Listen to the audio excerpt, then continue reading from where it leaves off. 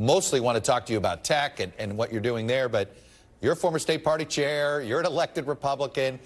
I'm curious, from 30,000 feet, what message is being sent to the party that after a disappointing midterms, Mitch McConnell, Kevin McCarthy, Ronna McDaniel, Donald Trump, the same leadership of the party is essentially still leading the party? Does that give you comfort or concern?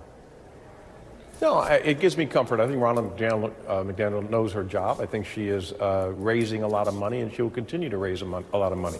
Her job isn't a policy position, and she will support whoever the Republican presidential nominee is who wins the primaries. She's also responsible for helping state parties. And I can tell you, as the former chair of the Colorado State Party, she did an unbelievably good job of helping us fund Cory Gardner's campaign and President Trump's campaign.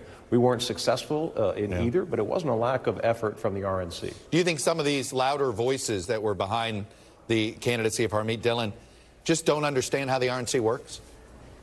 No, I think there's always going to be in the Republican Party conflict. There's always going to be people who are not satisfied without 100% win, and even if they get 100% win, they're still not going to be satisfied. So it doesn't bother me. To me, it's a healthy political process to have a primary, a healthy political process to have opposition.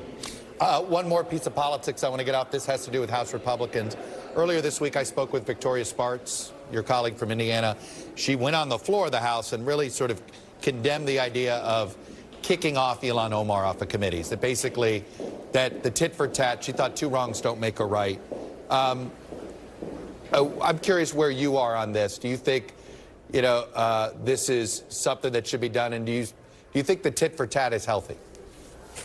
I don't. I think that Nancy Pelosi ruined this institution. I think she ruined it in a lot of different ways, and one of the ways was kicking members off of committees, which hadn't been done in the past.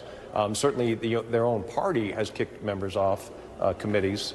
Steve King from Iowa, for example, was removed from committee assignments by Republicans, but that hasn't happened with the other party. She determined who would get on the January 6th commission, and put two Republicans on that committee. So I think that we should not engage in this tit for tat. I am opposed to the selection or the removal of Congresswoman Omar from committees. I have a little bit less certainty about Congressman Schiff and Swalwell on intelligence, just because it's a little bit different than a regular committee, but I'm going to think through that and make a decision. Well, that's a speaker's prerogative. That's not a vote. The one where you have a say is on Ilhan Omar, and you're saying you'll vote against that resolution. I am saying that I have a loud voice, and whether it is that or others, I will. So when the Democrats appoint someone to the Intelligence Committee, typically the Republican speaker has accepted that. Right. To not accept that, I think there has to be a very good explanation. Let me move to why we originally invited you. We talk about these TikTok bans, and I think a lot of people don't quite understand what they are. The state bans are not bans. People in Oklahoma can still use TikTok. It's people that use a device that the state government pays for that they can't use TikTok. Explain how your ban, you're calling for a full ban. How do you pull that off? So originally, Senator Hawley and I wanted to ban devices on government phones. President Trump actually did that by executive order. Now we are introducing legislation that would ban TikTok in this country as long as it's owned by the Communist Chinese Party. We will not tolerate them gathering intelligence on our young people to use in a future cyber war.